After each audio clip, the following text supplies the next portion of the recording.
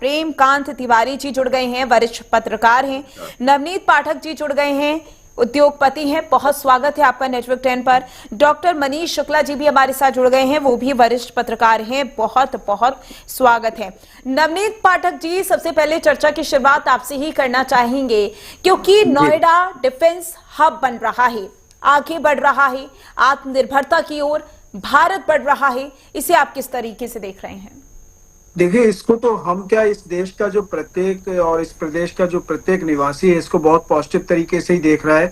और हमारे जो इस प्रदेश के मुख्यमंत्री आदरणीय आदित्यनाथ जी हैं, उनका बहुत पहले से एक विजन है कि उत्तर प्रदेश को इस देश की नंबर 1 इकोनॉमी के रूप में इसको आगे लेकर जाना है।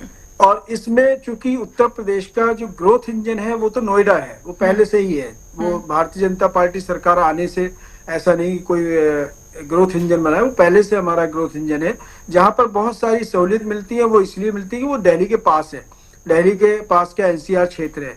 अब योगी जी के आने के बाद जो परिवर्तन मुख्यतः हुआ है कि एक तो जो कंजेशन दिल्ली एयरपोर्ट पे था उसको दूर करने के लिए उत्तर प्रदेश के अंदर एयरपोर्ट बनने जा रहा है, जो जेवर एयरपोर्ट है, जिसकी वजह से नोएडा में और ज्यादा विकास और ज्यादा आगे चीजें अच्छी होने की संभावनाएं हैं। बहुत सारे लोगों को रोजगार मिलने वाला है।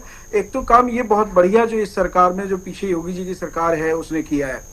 दूसरी बात ये कि अभी हम लोगों ने ऑपरेशन सिंदूर और उससे पहले भी हमारी जो राष्ट्रीय जो हमारे जो नेतृत्व है, वो पहले से ये समझकर चल रहा है कि आने वाले समय में डिफेंस के सेक्टर में हमको आत्मनिर्भर बनना होगा।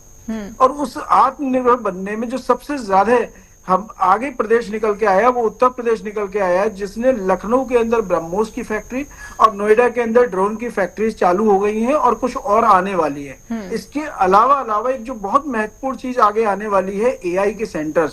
तो हमारे नोएडा के अंदर एआई के सेंटर्स भी आने वाले हैं।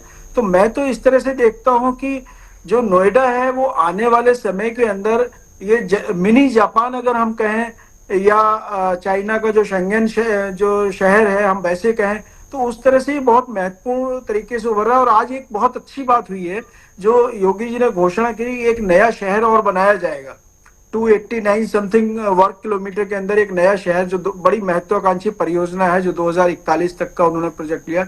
तो उससे नोएडा पे जो दबाव है वो भी कम होगा, प्लस और इंडस्ट्री आएंगी, वो पूरे उत्तर प्रदेश के लिए एक बहुत बड़े फाइनेंशियल हब का काम करेंगी। और निश्चित रूप से नोएडा बहुत आगे जाने वाला है। और इसमें नोएडा के सभी जो लोग रहते हैं, जो इंडस्ट्रियलिस्ट हैं, उन सबका अपना अभूतपूर्व योगदान है कि वो सारे वहां पर अपनी इंडस्ट्री को बड़ा करते हैं, लगाते हैं और जॉब प्रोवाइड करते हैं। ठीक है नवनीत पाठक जी। डॉक्टर मनीष शुक्ला जी, क्योंकि जाहिर सी बात है कि नोएडा हब बनने जा रहा है, लेकिन यहां पर सवाल ये भी हो जाता है कि नोएडा को ही उत्तर प्रदेश में प्राथमिकता दी गई है। तो इसे आप किस तरीके से देख रहे हैं कि नोएडा को ही क्यों चुना गया? देखिए माधवी जी, जैसा कि अभी कहा, नवनीत जी ने भी कहा कि उत्तर प्रदेश जो है वो पूरे भारत का ग्रोथ इंजन है। आप पिछले कई सालों में अगर तुलनात्मक रूप से देखें तो आर्थिक हो, सामाजिक हो, जिस तरह से भारत प्रगति कर रहा है, उत्तर प्रदेश भी उसी तेजी से विकास कर रहा है। और निश्चित रूप से आने वाले समय में जो 1 ट्रिलियन एक इकोनॉमी की अर्थव्यवस्था उत्तर प्रदेश देने जा रहा है, उसके लिए न केवल नोएडा बल्कि उत्तर प्रदेश के हर शहर में, जैसे वन प्रोडक्ट वन डिस्ट्रिक्ट का एक कॉन्सेप्ट लाए हैं, हर उत्पाद जो है हर शहर का वो पूरे विश्व में प्रचारित किया जा रहा है। अब आप डिफेंस कॉरिडोर को ही देख लीजिए, पूरे उत्तर प्रदेश के कई जिलों से होकर जा रहा है। आगरा है, अलीगढ़ है, लखनऊ है, कानपुर है, झांसी है।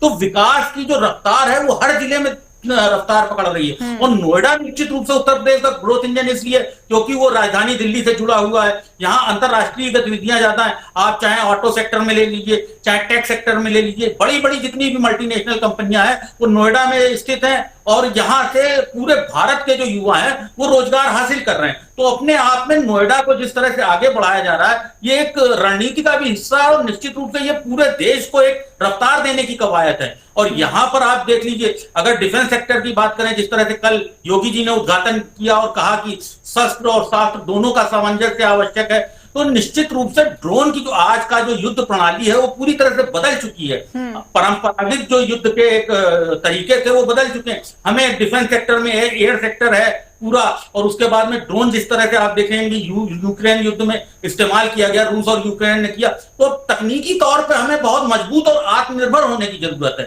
और ये सब कुछ जो है ये उत्तर प्रदेश में हो रहा है, ये अपने आप में बड़ा शुभ संकेत है और भविष्य के लिए भी काफी उज्जवल है। जी बिल्कुल मनीष शुक्ला जी, क्योंकि हम देख रहे हैं अभी से नहीं कुछ सालों से नोएडा में बहुत ज्यादा निवेश हमने देखा भी है, चाहे बड़ी बड़ी कंपनियां हो या फिर हम यूं बोले कि आत्मनिर्भरता की ओर आगे बढ़ रहे हैं, तो किस तरीके से नोएडा को एक हब बनाने के तौर पर सामने आ रहा है। कैप्टन आई सिंह भदौरिया जी भी हमारे साथ जुड़ गए हैं, बीजेपी प्रवक्ता हैं, बहुत स्वागत है आपका नेटवर्क 10 पर।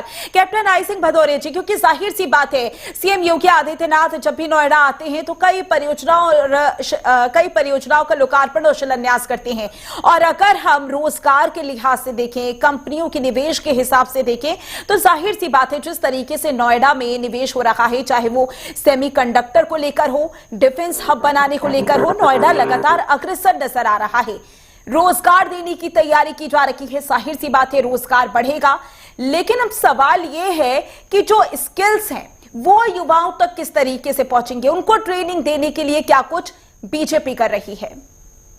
देखिए माधुरी जी, जिस तरह से नोएडा में योगी जी ने शुरू से ही विशेष ध्यान रखा है, क्योंकि योगी जी इस बात को समझते हैं, एक कुशल राजनीतिक है वो। जिस तरह से उत्तर प्रदेश को उन्होंने पूरे को अपने कार्यकाल में एक नया आयाम दिया है, जिस उत्तर प्रदेश को एक, अगर पीछे कार्यकाल देखा जाए तो जंगल राज से आज विकसित राज्य बनाया है। तो योगी जी की जो सोच है वो दूरदृष्टि सोच है। उसी सोच में उन्होंने ध्यान रखा है कि नोएडा को हर तरह से विकसित किया जाए, क्योंकि देश की राजधानी से जुड़ा हुआ है और दिल्ली एनसीआर के सराउंडिंग में आता है, जिससे दिल्ली भी जुड़ी है, हरियाणा भी जुड़ा है, उत्तर प्रदेश भी जुड़ा है और थोड़ा राजस्थान भी कॉर्नर में आ जाता है। तो ये सब चीजों को ध्यान में रखते हुए, और फिर सबसे बड़ी बात है कि नोएडा एक ऐसा क्षेत्र है कि जहां पूरे देश के जो है ना युवा अपने रोजगार के लिए आते हैं। पूरा देश का, जो दिल्ली में जितना नहीं आता जितना नोएडा में आता है। अगर दिल्ली में भी रह रहे मगर अपना रोजगार, अपनी जीविका के लिए कोई नोएडा में ही आते हैं। तो इन सब चीजों को ध्यान में रखते हुए योगी जी ने बड़े सराहनीय कार्य शुरू किए हैं।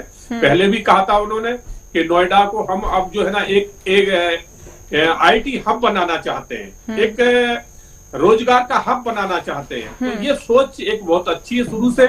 इसी तरह से आपने देखा होगा कि जेवर एयरपोर्ट जब योगी जी आए थे तो उसकी कहीं कोई चर्चा भी नहीं होती थी, मगर आज योगी जी के रहते ही कार्यकाल में जेवर एयरपोर्ट से उड़ान भर चुकी है, कंप्लीट हो चुका है। और जेवर एयरपोर्ट जो है शायद मेरा ख्याल एशिया में उसका एक नंबर होगा। दिल्ली के जो हमारे अभी एयरपोर्ट है, शायद उनका जो ट्रैफिक है वो कहीं ना कहीं कन्वर्ट होके जेवर एयरपोर्ट पे आ जाएगा, क्योंकि ये सभी के लिए। अभी मैं बड़ा इसके लिए एक उदाहरण बताना चाहूंगा कि कानपुर साइड के लोग हैं, आगरा है, ग्वालियर है, झांसी है, लखनऊ है, इधर के लोग अगर कहीं बाहर जा रहे हैं और उन्हें फ्लाइट अगर दिल्ली से पकड़ना होता है तो उन्हें दिल्ली में आके कहीं ना कहीं पहले रुकना पड़ता है। अगर सुबह की फ्लाइट है तो रात में कहीं रुकना पड़ेगा। मगर जब जेवर एयरपोर्ट जो है ना चालू हो जाएगा तो इन सबके लिए ये नजदीक पड़ेगा। और क्या है, शहर से बाहर है तो बहुत चीजें उनके लिए इतनी सुविधाजनक होगी कि ना तो उन्हें ट्रैफिक में कहीं फंसना पड़ेगा, ना उनका समय फालतू व्यतीत होगा। अगर उनकी फ्लाइट मानो सपोज 1 बजे है तो भले ही वो 1 घंटा पहले पहुंचे तो पहुंच जाएंगे, मगर दिल्ली की ट्रैफिक में उनको निकलने के लिए बड़ा समय निकालना पड़ता है, बल्कि 1 दिन पहले आना पड़ता है। तो इन चीजों को ध्यान में रखते हुए जिस तरह योगी जी ने इसके लिए कदम उठाया, और आज जेवर एयरपोर्ट बन के तैयार है, जो मेरा ख्याल एशिया का। कैप्टन आई सिंह जी, क्योंकि जाहिर सी बात है डिफेंस हब बनाने की भी तैयारी नोएडा को चल रही है, और कितना समय लगेगा, धरातल पर कब दिखेगा? निश्चित तौर पे बहुत अच्छी बात कही माधुरी जी आपने कि डिफेंस हब बिल्कुल नोएडा को बनाया जाएगा। जिस तरह से लखनऊ में हमारी शुरुआत हुई है उसी तरह से नोएडा में होगी। और आपने एक चीज और नोट करी होगी, कल हमारे मंत्री जी ने हमारे जो आज हर युवा के हाथ में, सबके हाथ में 80% नहीं बल्कि मैं तो ये कहूंगा कि अब 85% लोग ऐसे हैं जिनके हाथ में ये मोबाइल है। और उस पर लगाने वाला जो टेम्पर ग्लास हुआ करता था, अभी तक हमारे भारत में नहीं बनता था। वो हम पूरा टोटल एक्सपोर्ट करते थे। तो कल उसका भी हमारे नोएडा में उद्घाटन हो चुका है और उसकी शुरुआत हो जाएगी। तो जो वो टेम्पर ग्लास जो हमारे भारत में बनेगा, आज जिस टेम्पर ग्लास को हम 100 रुपए 200 रुपए में खरीदते थे, लगवाते थे, जबकि उसकी एक्चुअली कीमत देखी जाए तो 10 रुपए 15 रुपए से ज्यादा नहीं होती, मगर एक्सपोर्ट होके आता था, दुनिया भर उस पर खर्चे लगते थे तो वो महंगा हो जाता था। फिर कुछ यहाँ रिटेलर है वो भी अपना फायदा लेता है, मगर जब वो यहाँ बनेगा, नोएडा में बनेगा, तो उसकी कीमत आप सोचिए कि बहुत ज्यादा डाउन हो जाएगी। तो इस तरह से जो है ना, आज जो यहाँ नए नए हब बनाने की कोशिश हो रही है, वो कहीं ना कहीं हमारे देश के लिए, हमारे दिल्ली एनसीआर के लिए और हमारे युवाओं के लिए बहुत ही एक अच्छा एक कदम है। जी ठीक है प्रेमकांत तिवारी जी, क्योंकि जाहिर सी बात है कि यहाँ पर बीजेपी बार बार आत्मनिर्भर भारत की बात करती है, और क्योंकि हम चर्चा कर रहे हैं नोएडा की, और जाहिर सी बात है कि नोएडा में बहुत सी कंपनियों का निवेश हुआ है, तो आत्मनिर्भर भारत की ओर, आत्मनिर्भर भारत की जब बात की जाती है तो नोएडा का कितना बड़ा रोल आप देखते हैं? माधुरी जी, मैं एक बात ये कहना चाहूंगा कि घाघ की कहावतों में एक किसानों और खेती करने वालों के लिए एक कहावत कही गई कि जो पूछे हरवाहा कहाँ, बीज बूढ़ गए तिनके तहाँ। यानी जो किसान खुद खेत में नहीं जाता है, हरवाहों के साथ में काम नहीं करता, मेहनत नहीं करता, देखरेख नहीं करता, तो उसका नुकसान ही होता है। ऐसे ही आप उस बात से मैं कनेक्ट कर रहा हूं, आप सोच रही होंगे ये कहावत कहां से ले आए। तो ये कहावत उस तरीके से बहुत से मुख्यमंत्री लोग जो है वो, उनके लिए ये बहुत बड़ा मिथक था, बहुत बड़ा जिंक्स था, बहुत बड़ा एक डरावना सपना था। नोएडा की विजिट नहीं करते थे अपनी कुर्सी बचाए रखने के लिए। उस बात पर गौर करना पड़ेगा। ये योगी आदित्यनाथ जी में ही वो साहस है। उन्होंने कहा कि हम ऐसी कोई भी कुरीति को, कोई भी भ्रम को मान्यता नहीं देते हैं। मैं जाऊंगा, और वो पर्सनल आए। अब देखिए कितनी विजिट हो गई उनकी, और उनकी कुर्सी भी बची हुई। एक पूरा कार्यकाल पूरा करने के बाद में दूसरा कार्यकाल भी जो है वो देख लीजिए शानदार चल रहा है। अब बात आती है इंफ्रास्ट्रक्चर की। तो देखिए नोएडा वैसे तो पश्चिमी उत्तर प्रदेश का एक बहुत ही महत्वपूर्ण हिस्सा हो गया है, लेकिन ये बहुत महत्वपूर्ण हिस्सा होने से पहले new Okhla industrial development authority, ये विजन, ये शायद एनडी तिवारी जी का एक विजन था कि उन्होंने इसके इंफ्रास्ट्रक्चर को इतना डेवलप करने की कोशिश की। और ये वेस्टर्न यूपी वैसे तो खेती किसानी के मामले में काफी पैदावार और उपज उत्पादन के मामले में बहुत ही अग्रणी और श्रेष्ठ माना जाता है, लेकिन नोएडा का जो क्षेत्र है वो अपेक्षाकृत उतना उपजाऊ नहीं था। कुछ थोड़ा बहुत वहां का एरिया जो है वो ऊसर और बैरन भी था। तो इस लिहाज से उसको एक इंडस्ट्रियल सिटी के रूप में डेवलप करके ये एक बहुत अच्छी पहल की गई थी।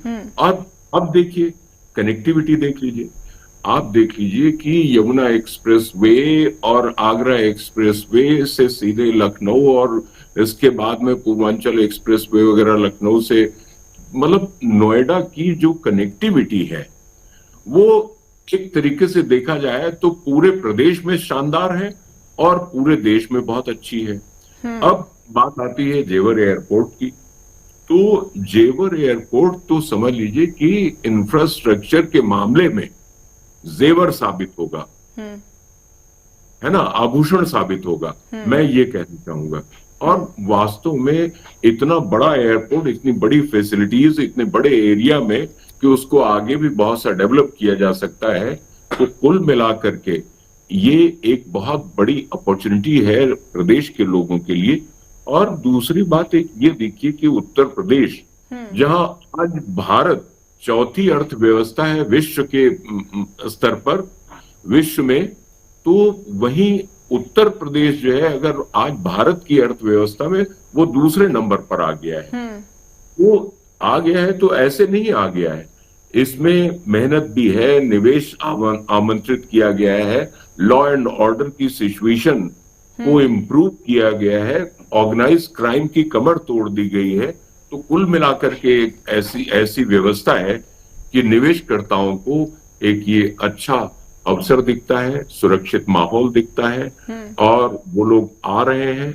ऐसे में डिफेंस कॉरिडोर जिसमें कि नोएडा में आपको ड्रोन की इंडस्ट्री और ड्रोन निर्माण की टेक्नोलॉजी और इन सब चीजों में, जैसे कि अभी राजनाथ सिंह जी ने और मुख्यमंत्री योगी आदित्यनाथ जी ने कल उद्घाटन किया, तो उन्होंने इस बात का चर्चा भी किया कि हमारी जो ड्रोन की टेक्नोलॉजी है वो अमेरिका और चीन के भी पकड़ में नहीं आने वाले। तो इसका मतलब कितनी उन्नत तकनीकी होगी। और ऑपरेशन सिंदूर में आपने देख लिया कि वास्तव में जो काम करना था और वो काम कितने संक्षिप्त समय में, कितने थोड़े समय में निपटा दिया। और उसके बाद में ये कितनी बड़ी बौद्धिक एक समझदारी कह लीजिए, कितनी होशियारी कि ये युद्ध देखिए कितना नुकसान हो गया है। इजराइल और हमास के युद्ध के बीच में लगभग 2-3 साल हो रहे हैं। यूक्रेन और रूस के युद्ध में कितना नुकसान हुआ है और जान और माल दोनों का नुकसान हुआ है। और इसके अलावा न जाने ये लोग, ठीक है हारने वाला कोई होगा, जीतने वाला कोई होगा, वो बात अलहदा है, लेकिन कितने पीछे चले जाते हैं विकास के मामले में। आज अगर ऑपरेशन सिंदूर को संक्षिप्त रूप से हमने अपना मकसद हासिल कर लिया, उद्देश्य प्राप्त कर लिया, तो उसके बाद में युद्ध बंद भी हो गया। आज दुनिया में हमारी धाक भी जम गई, तो ये एक अच्छे लक्षण है। और इन चीजों को देखते हुए हम ये कहेंगे कि नोएडा तो है भी भाई दिल्ली के। बिल्कुल प्रेमकांत तिवारी जी, क्योंकि हम हमेशा से आत्मनिर्भर की बात करते थे और जाहिर सी बात है कि हमने हर क्षेत्र में आत्मनिर्भर बनने की कोशिश भी की है। और डिफेंस की बात की जाए तो डिफेंस में भी वही कोशिश जारी रही है। लेकिन जब ऑपरेशन सिंदूर शुरू हुआ था उस दौरान ये जो कोशिश है उसके बाद से और ज्यादा बढ़ गई थी कि कितना जरूरी है डिफेंस क्षेत्र में भी आत्मनिर्भरता दिखाने की। नवनीत पाठक जी, क्योंकि आप उद्योगपति हैं और आप बेहतर समझते हैं किसी भी बिजनेस को, किसी भी निवेश को। नवनीत पाठक जी, क्योंकि जाहिर सी बात है कंपनियों का निवेश हो रहा है। अभी कैप्टन आई सिंह जी भी बता रहे थे किस तरीके से, चाहे वो सेमीकंडक्टर हो, ग्लास की मैन्युफैक्चरिंग हो, हर एक क्षेत्र में किस तरीके से नोएडा एक हब बनता हुआ नजर आ रहा है। लेकिन हम युवाओं की बात करें, रोजगार की बात करें, तो हर एक राज्य का बहुत बड़ा तबका युवाओं का दिल्ली एनसीआर में आता है। अब तो दिल्ली एनसीआर से ज्यादा नोएडा की ओर रुख करता है। तो ऐसे में जो अभी तक निवेश हो रहा है उससे कितनी हद तक प्रत्यक्ष तौर पर और अप्रत्यक्ष तौर पर युवाओं को रोजगार मिलता हुआ नजर आएगा आने वाले समय में? वहां पर इंडस्ट्रीज आ रही हैं और मैं तो ये कहूंगा कि एक जो नेतृत्व शक्ति जो हमारे उत्तर प्रदेश की है, जिसकी नीयत बिल्कुल पाक साफ है, उसकी वजह से नोएडा में एक परिवर्तन तो आप भी अगर महसूस करेंगे, आप लोगों का तो नोएडा में ही है। पिछले कुछ वर्षों पहले अगर हम बात करें कि प्री योगी गवर्नमेंट, उस समय नोएडा थोड़ा हल्का सा दिखने लगा था इन कंपैरिजन टू गुड़गांव या इन कंपैरिजन टू बेंगलोर या इन कंपैरिजन टू हैदराबाद। यहाँ पर इन्वेस्टमेंट भी उतना नहीं आ रहा था। और उसके पीछे जो सबसे महत्वपूर्ण कारण था वो ये होने लगा था कि नोएडा एक क्राइम कैपिटल बनता जा रहा था। यहाँ पर किडनैपिंग, आपको याद होगा एडोब वाला केस, इस तरह से जो केसेस हो रहे थे, किडनैपिंग हो रही थी, वो बहुत ज्यादा यहाँ पर एक समस्या बनती जा रही थी। और जो नया इन्वेस्टमेंट करने के लिए लोग उतने इच्छुक नहीं दिखाई दे रहे। योगी जी के आने के बाद जो सबसे बड़ा फर्क आया है, जो उन्होंने पूरे उत्तर प्रदेश में जो सुरक्षा का माहौल दिया है, उस माहौल के चलते आज नोएडा फिर से वाइब्रेंट दिखाई दे रहा है। वाइब्रेंट इसलिए दिखाई दे रहा है कि देखिए जेवर एयरपोर्ट की ही अगर हम बात करते हैं तो जो मुझे जहां तक मैंने पढ़ा है या देखा है कि 5 लाख करीब रोजगार तो जेवर एयरपोर्ट की वजह से, वहां पर जो इंफ्रास्ट्रक्चर डेवलप होगा उसकी वजह से वहां पर रोजगार डेवलप होंगे। तो रोजगार तो जब भी इंडस्ट्री कोई आएगी तो उसको मैन पावर की रिक्वायरमेंट ऑटोमेटिक पड़ने वाली है। और जब मैन पावर की रिक्वायरमेंट पड़ेगी तो चूंकि पूरे देश का सेंटर बनता जा रहा है तो पूरे देश का युवा वो नोएडा की तरफ ही आएगा। और इस बात को समझते हुए अब देखिए नेतृत्व में फर्क फिर से आप समझिए कि हमारे यहाँ योगी जी को ये बात समझ में आ रही है कि जब हम नोएडा वाइब्रेंट हो रहा है, नोएडा में लोग आ रहे हैं, अभी 3 लाख करोड़ का इन्वेस्टमेंट आ रहा है, फैक्ट्रियां यहाँ पर नई नई आएंगी, नए नए वो होंगे, तो निश्चित रूप से आबादी का दबाव भी बढ़ने वाला है। तो ये जो एक नया प्रोजेक्ट उन्होंने नए नोएडा के नाम से जो शुरू करने जा रहे हैं, जिसके ऊपर काम होगा, ये बहुत ही विजनरी एक योजना है। ये बहुत हल्के में लेने वाली नहीं, ये बहुत बड़ी योजना है। अब आप समझिए कि जब वो शहर एक नया डेवलप होगा, बड़ा डेवलप होगा और नई इंडस्ट्रीज आएंगी, तो निश्चित रूप से जो आबादी के दबाव की वजह से जो महंगाई वहां पर बढ़ रही है जमीनों की, उस पे भी उतना फर्क नहीं आएगा जितनी तेजी से वहां पर जमीन बढ़ रही है। तो किसी भी इंडस्ट्री को लगाने के लिए वहां पर पूरा माहौल मिलेगा। एक और बहुत अच्छा प्रोजेक्ट यहाँ पर शुरू होने जा रहा है नोएडा में, वो ये होने जा रहा है कि यहाँ पर फ्लैट नुमा फैक्ट्रीज बनाने की एक योजना है। अर्थात यहाँ पर फ्लैट्स के रूप में एक ही बिल्डिंग के अंदर कई सारी फैक्ट्रियां लगे, नीचे बेसमेंट हो, पार्किंग हो। ये भी एक बहुत महत्वपूर्ण बड़ी एक महत्वाकांक्षी परियोजना है कि छोटी छोटी जो फैक्ट्रियां हैं, जैसे आज मेरी फैक्ट्री के मुझे बटन बनाना है, अगर बटन बनाना है तो वो मैं 1-2 रूम के सेट के अंदर अपना फ्लैट लेकर और उसके अंदर अपना फैक्ट्री डेवलप कर लूंगा। जो चीज जिससे बहुत सारे जो छोटे छोटे उद्योग वाले लोग हैं उनको फायदा होने वाला है और बहुत अच्छे तरीके से ये भी डेवलप होने जा रहा है। तीसरी चीज एक योगी जी नोएडा के संदर्भ में और कर रहे हैं, इसको उन्होंने जो सेफ सिटी बनाने की एक योजना बनाई है। नोएडा पूरे हिंदुस्तान में सबसे ज्यादा सेफ सिटी के रूप में डेवलप हो, क्योंकि आगे फिर दिक्कतें ना आए, उस पर भी बहुत ज्यादा काम चल रहा है। तो कुल मिला के जहां तक रोजगार की बात है, जब निवेश आएगा, जब फैक्ट्रियां आएंगी, तो रोजगार तो निश्चित रूप से आएगा ही आएगा और हमारे देश का ही युवा उस रोजगार में आएगा। हालांकि मुझे ऐसा लगता है आने वाले टाइम में विदेश के भी लोग हमारे यहाँ रोजगार के लिए आया करेंगे, क्योंकि अभी हम जा रहे हैं, लेकिन जिस तरह से हमारा देश तरक्की कर रहा है, कुछ ही दिनों की बात है कि लोग हमारे यहाँ भी आएंगे रोजगार मांगने, और हम लोग हायर भी करेंगे, क्यों नहीं करेंगे। अगर ज्यादा स्किल्ड लोग होंगे तो हम लोग उनको भी लेंगे।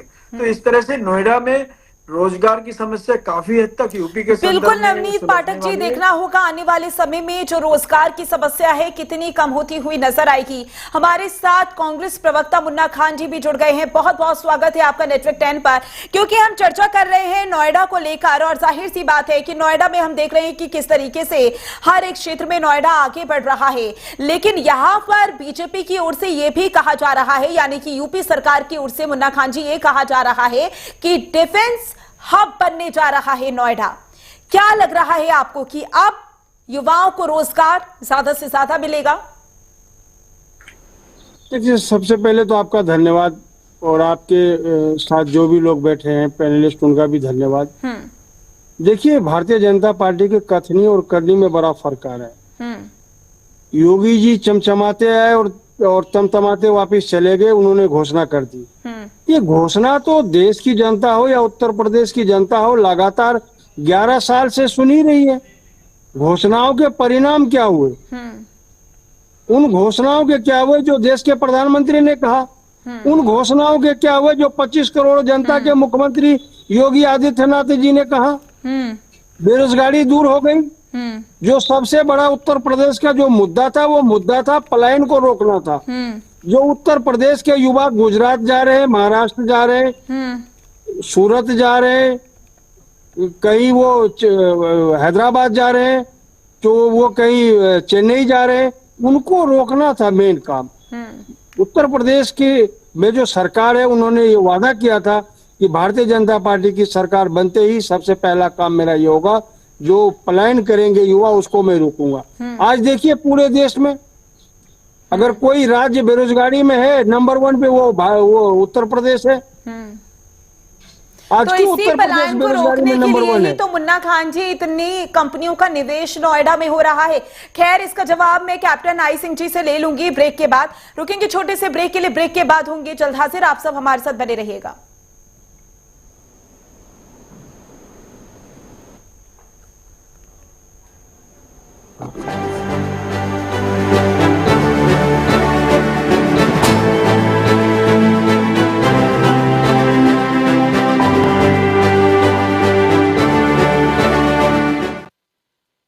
क्या आप दुबले पतले कमजोर हैं? आपकी सेहत नहीं बनती, भूख कम लगती है, वजन नहीं बढ़ता? दरअसल मेन बात खाना पीना खाना नहीं है, मेन बात है खाया पिया पूरी तरह से लगना।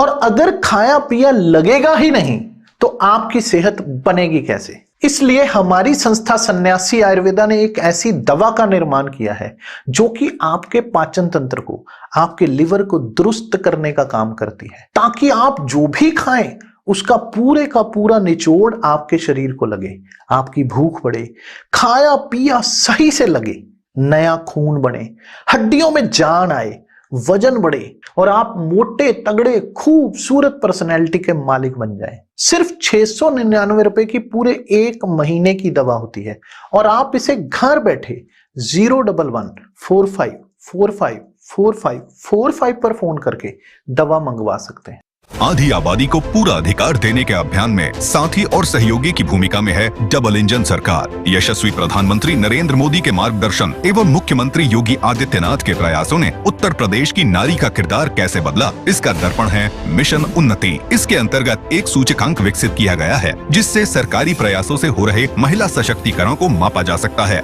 महिला आर्थिक सशक्तिकरण सूचकांक WEE इंडेक्स के अनुसार उत्तर प्रदेश ने पिछले 8 वर्षों में महिला श्रम बल में हर वर्ष वृद्धि दर्ज की।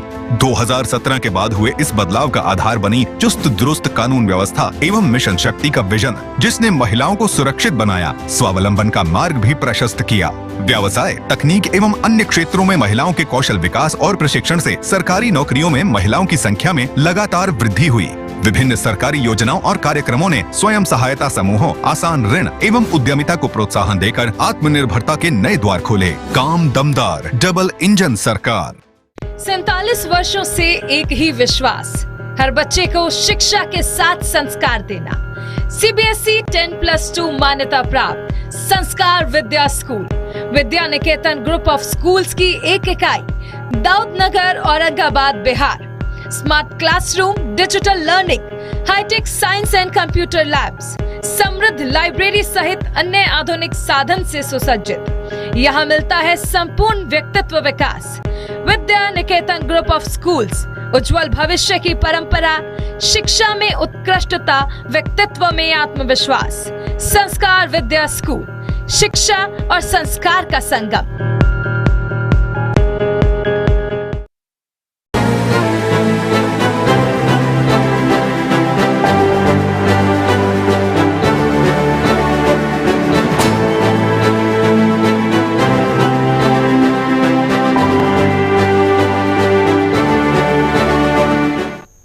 स्वागत है ब्रेक के बाद। नोएडा नवाचार में अव्वल है। रक्षा मंत्री राजनाथ सिंह ने नोएडा में रक्षा उपकरण और इंजन परीक्षण केंद्र का उद्घाटन करते हुए कहा कि चीन, अमेरिका हमारे ड्रोन नहीं पकड़ पाएंगे। सीएम योगी के नेतृत्व में यूपी तकनीक और रक्षा के क्षेत्र में नए मानक गढ़ रहा है, जिसमें नोएडा एक बहुत बड़ा रोल निभा रहा है। आज हम इसी पर चर्चा कर रहे हैं। मेहमान हमारे साथ लगातार बने हुए हैं। क्योंकि ब्रेक से पहले मुन्ना खान जी कह रहे थे सीएम योगी आदित्यनाथ की कथनी और करनी में बहुत फर्क है। कैप्टन आई सिंह जी। माधुरी जी, जो हमारे उत्तर प्रदेश के मुख्यमंत्री योगी आदित्यनाथ जी हैं, उनकी करनी और कथनी जो कहते हैं वही करते हैं। उत्तर प्रदेश में जब वो आए थे, किसी को इसमें गुरेज नहीं होना चाहिए और ना ही इसमें कोई संशय है कि जब वो उत्तर प्रदेश में सत्ता में आए थे तो उत्तर प्रदेश की सत्ता का क्या हाल था। पूरा जंगल राज बना हुआ था, भू माफिया वहां पूर्ण रूप से काबिज हो चुका था। भू माफिया, फिरौती माफिया, दारू माफिया, रेत माफिया। और तो और आपको सबको याद होगा कि एक हमारी IAS ऑफिसर थी दुर्गा नागपाल, उन्होंने सिर्फ एक रेत माफिया को पकड़ा था, उस पर सख्ती कसी थी तो उन्हें सस्पेंड कर दिया गया था। तो पिछली सरकारें किस तरह से काम करती थी कि उत्तर प्रदेश में सिवाय वहां पर अगर दिखाई देते थे तो माफिया दिखाई देते थे, आम जनता के लिए कोई जगह नहीं थी। और ना ही उत्तर प्रदेश में 5 साल के अखिलेश के कार्यकाल में एक भी इन्वेस्टर आया जिसने इन्वेस्ट किया हो। मगर योगी आदित्यनाथ आए तब से आप देखिए कि नोएडा की काया ही पलट गई। आज नोएडा के अंदर 300 से अधिक वो कंपनियां हैं जो मोबाइल, जिनके यहाँ मोबाइल निर्माण हो रहा है। उससे पहले कोई मोबाइल कंपनियां नहीं थी। कल जिस तरह से हमने जो अभी बताया कि जो मोबाइल पे लगाने वाला टेम्पल ग्लास है, कल उसका भी निर्माण हमारे यहाँ नोएडा में शुरू हो चुका। और 55% हिंदुस्तान के कोने कोने का युवा दिल्ली, NCR, नोएडा में आके अपना रोजगार देखता है और यहाँ करता है।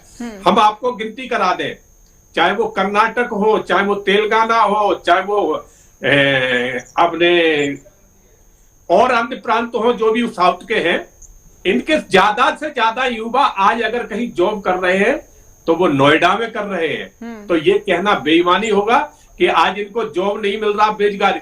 अब मैं ये यहाँ पर ये एक बात आपको बहुत अच्छी बताना चाहूंगा कि कांग्रेस आज कुंठित क्यों है, क्योंकि अपने शासन काल में इनको जनता ने, देश की जनता ने सबसे ज्यादा इन्हें समय दिया। 55 साल का देश जब से आजाद हुआ है, 55 साल शासन किसने किया है? कांग्रेस ने किया है। और 3-4 प्रधानमंत्री तो एक ही परिवार के हुए, कोई बाहर का हुआ नहीं है। फिर भी देश की स्थिति क्या थी? ना हमारे देश में अच्छे इंफ्रास्ट्रक्चर थे, रोडों की स्थिति आप सब ने देखी होगी 2014 से पहले क्या थी। मुन्ना खान जी को भी मैं बताना चाहूंगा कि जिन रोडों पे आज वो चल रही, क्या 2014 से पहले ये बनी थी? तो स्थिति आज बहुत सुधरी है। कुंठा इस बात की है, माधुरी जी 10 सेकेंड हमें चाहिए। कुंठा आज इस बात की है कि हम तो कुछ 55 साल में नहीं कर पाए, मगर ये ठीक है कैप्टन आई सिंह जी, क्यों? ठीक है मुन्ना खान जी कुछ कहना चाह रहे हैं। देखिए माधुरी जी, कैप्टन आई सिंह की अगर बातों को ले तो मैं इनके बातों के हिसाब से तो देश 2014 के बाद ही आजाद हुआ। तो इनसे पूछिए कि 15 अगस्त का झंडा इसने फहराया था नहीं फहराया था, ये इनसे पूछिए। कैप्टन आई दूसरी बात मैं कर रहा हूँ, 1947 के बाद जब देश आजाद हुआ, अच्छे अच्छे लोगों को, जो जानकार लोग हैं, जो बुद्धिजीवी लोग हैं, उनको पता है कि नींबू की तरह निचोड़ा हुआ देश अंग्रेजों के द्वारा कांग्रेस पार्टी को दिए गए।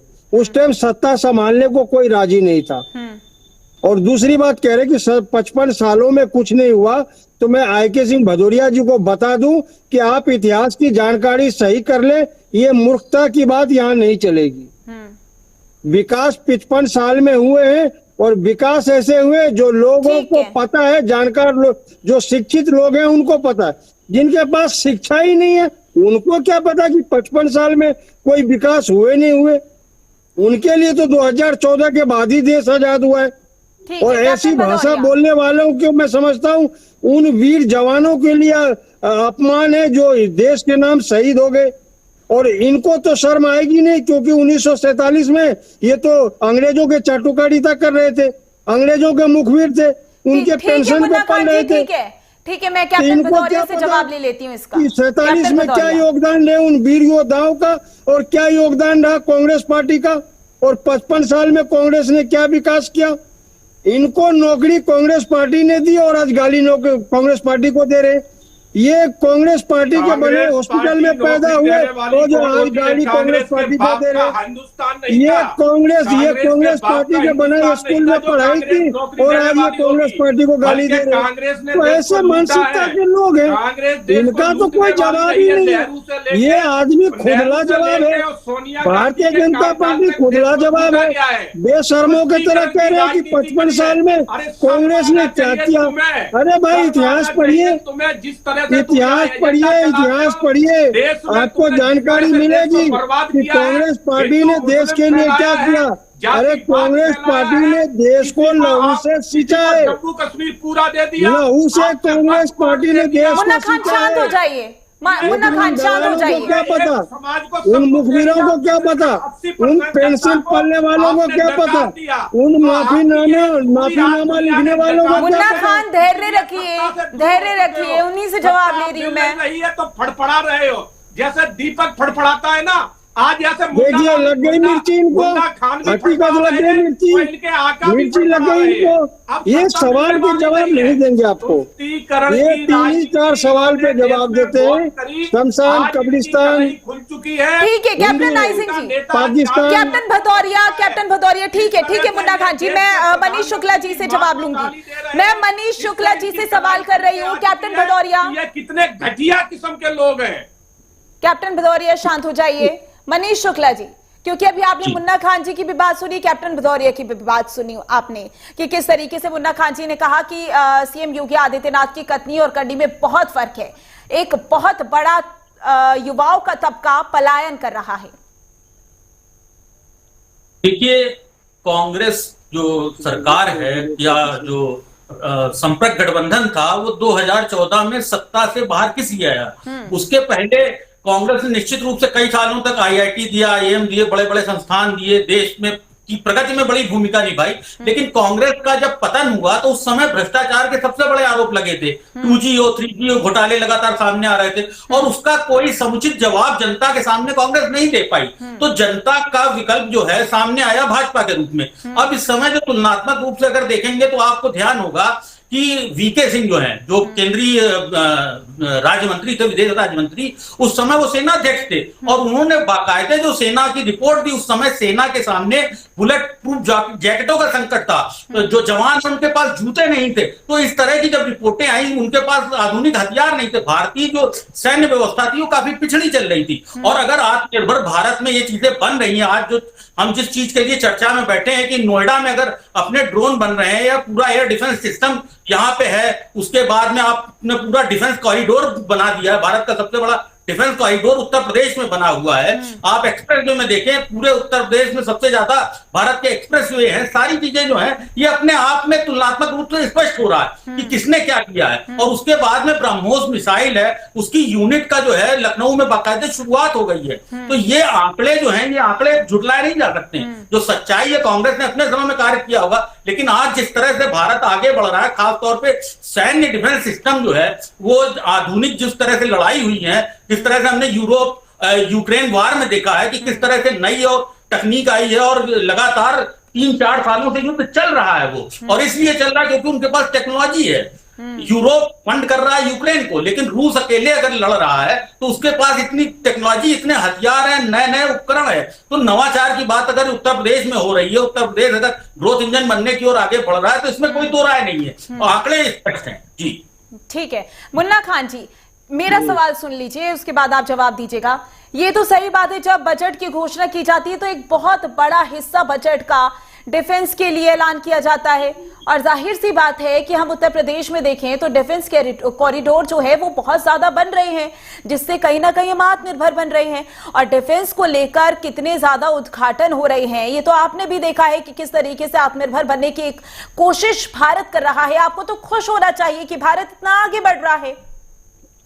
माधुरी जी, सबसे पहले तो समझने की बात है जी। मैं कह दूं या भारतीय जनता पार्टी के प्रवक्ता कह दे या हमारे मित्र बैठे राजनीतिक विश्लेषक वो कह दे, इनके बातों से सबसे ऊपर बातें उनकी आती है जो सेना के CDS ने कहा, जो अटैची ने कहा। उनके बातों को आप नहीं झुटला सकते। क्या कहा वो भी बताइएगा। नहीं, बिल्कुल उन्होंने कहा कि सेना की जो हालत है, जो भारतीय जनता पार्टी के शासनकाल में जिस तरीके से सेना के पास कोई सक्षम हथियार है, आप सुन तो लिए, फिर मिर्ची लग गई, हमारे मित्र को फिर मिर्ची लग गई, हमारे मित्र को मिर्ची लग गई। अरे आप जवाब तो देने दीजिए। कोई भी सक्षम हथियार सेना को मोदी के शासनकाल में नहीं दिए गए, और सेना की हालत बीजेपी के सरकार में खस्ता हाल है, ये हमने नहीं कहा, ये सेना के CDS कह रहे और सेना के अटैची ने कहा है, हमने नहीं कहा। अरे मैं क्या तो रहा हूँ, ऐसा है माधुरी जी एंकर है, उनको पता है। मुन्ना खान जी, मैं चाहूंगी आप अपनी बात रिपीट कीजिए, एक बार और रिपीट कीजिए। माधुरी जी, इस तरीके डिबेट होगी, मुझे जवाब ही नहीं। कैप्टन भदौरिया 1 सेकंड बस रुक जाइए, उनकी बात में सुन लूं, फिर मैं आपसे सबूत मांगी है। मैं उनसे सबूत ही मांग रही हूँ। बताइए मुन्ना खान जी, पहले तो आप अपनी बात पूरी कीजिए, उसके बाद बताइए कब, कहाँ, कैसे कहा। ये बोलने नहीं दे रहे, सुनेंगे तब तो सुनने नहीं।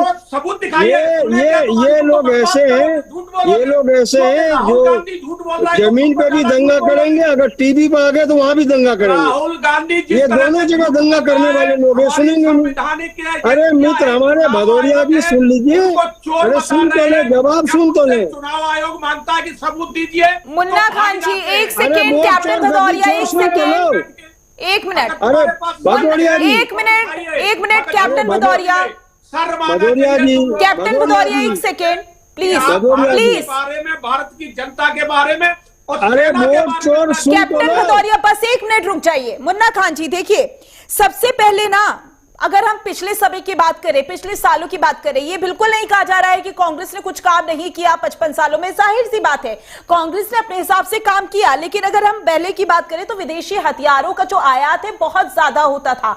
लेकिन अगर अभी की बात की जाए तो जाहिर सी बात है भारत में ड्रोन बन रहे हैं और उन ड्रोनों की क्षमता ऑपरेशन सिंदूर के दौरान देखी गई है, उसके बाद भी आप ऐसी बातें कह रहे हैं। देखिए माधुरी जी, मैं हर सवाल के जवाब देता हूँ, लेकिन वोट चोर को कहिए चुप रहेगा। मैं सवाल के जवाब देता आप पहले तो आप देखिए, सही भाषा का इस्तेमाल कीजिए, सही भाषा का इस्तेमाल कीजिए। देखिए यहाँ पर हम चर्चा करने के लिए बैठे हैं। आपने कहा मैं चुप हो गया, ये कितना बोल दिए। वो तो देश चोर है। देखिए आप ऐसे शब्दों का इस्तेमाल मत करिए ना मुन्ना खान जी। नहीं तो भदौरिया जी को आप नहीं रोकेंगे।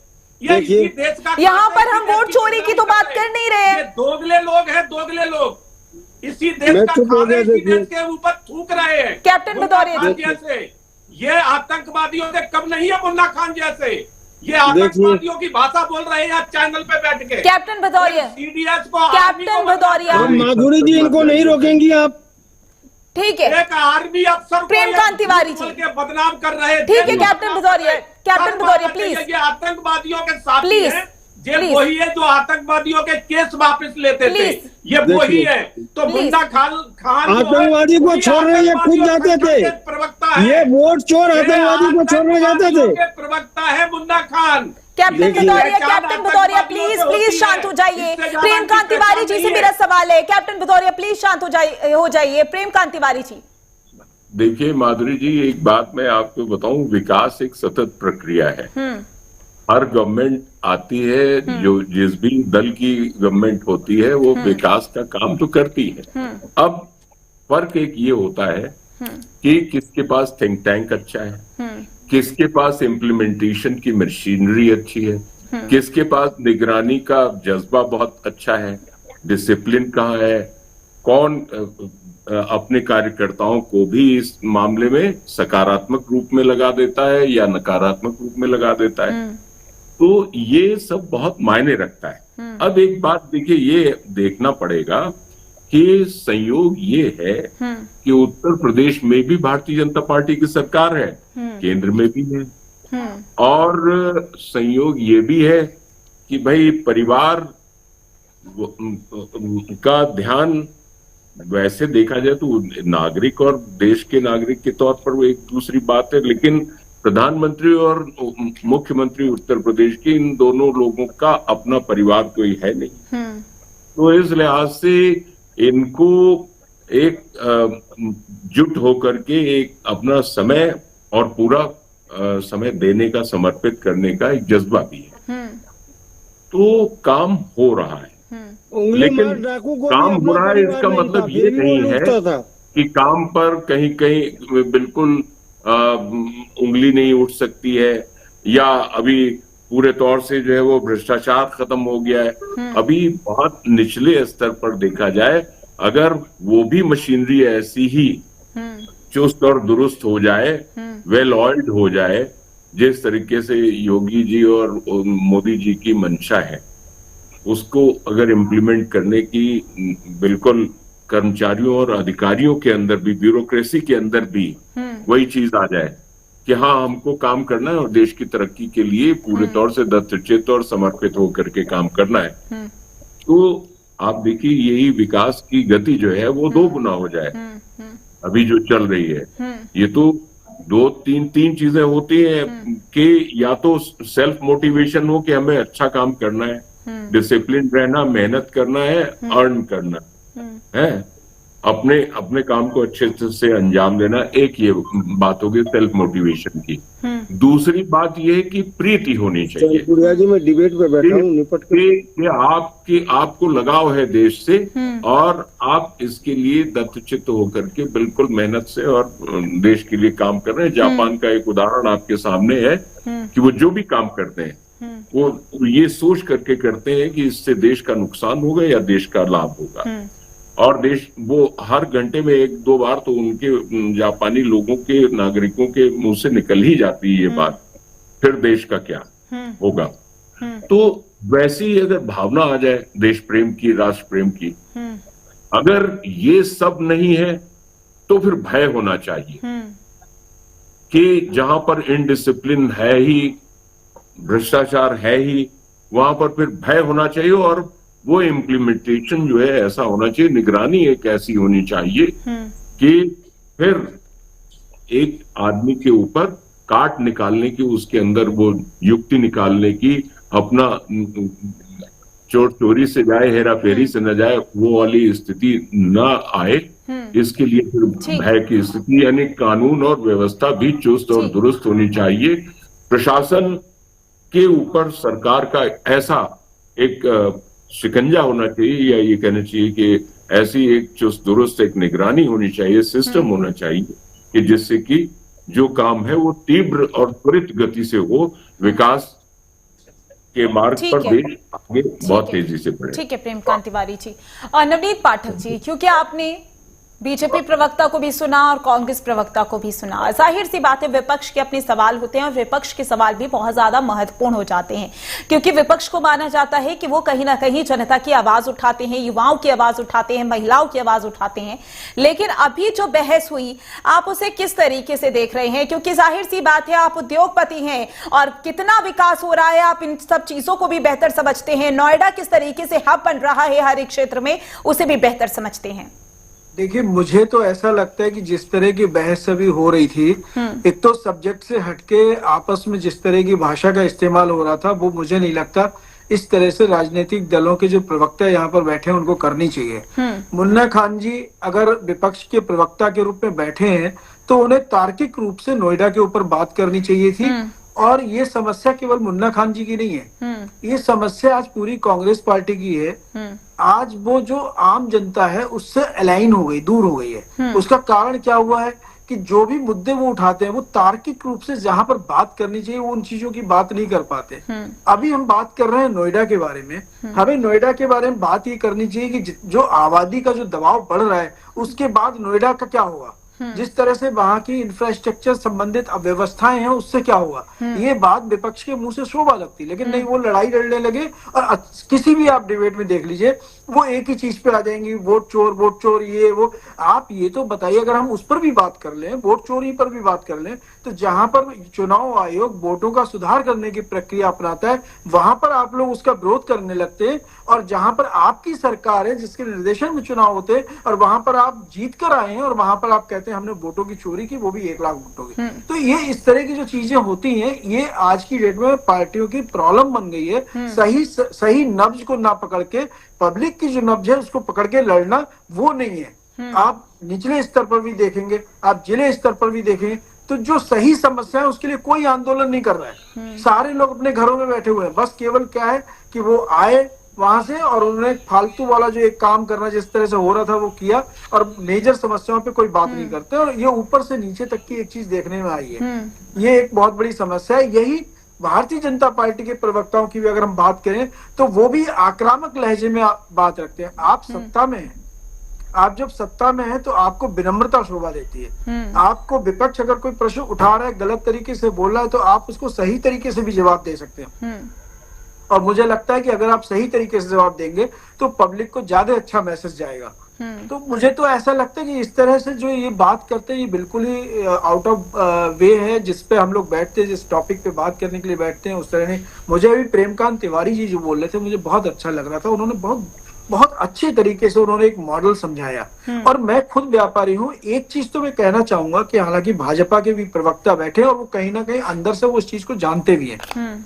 भारतीय जनता पार्टी की सरकार में जो ब्यूरोक्रेसी है, आप उसको किसी भी जगह जाकर स्तर पे देख लें, ब्यूरोक्रेसी थोड़ी सी बेलगाम जरूर हुई है।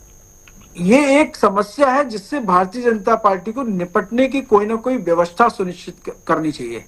आज अगर कोई भी भारतीय जनता पार्टी के किसी छोटे पदाधिकारी को पकड़ के, बड़े पदाधिकारी को पकड़ के अगर चाहे कि वो अपना काम करा ले, तो कोई भी भारतीय जनता पार्टी में सक्षम नहीं किसी भी एक गरीब का काम कराने की स्थिति में हो। तो ये सब चीजें चल रही हैं। दोनों लोगों को अपने में झांकना चाहिए और उसके बाद उनको थोड़ा सा बेहतर अपने प्रदर्शन को करना चाहिए डिबेट के अंदर।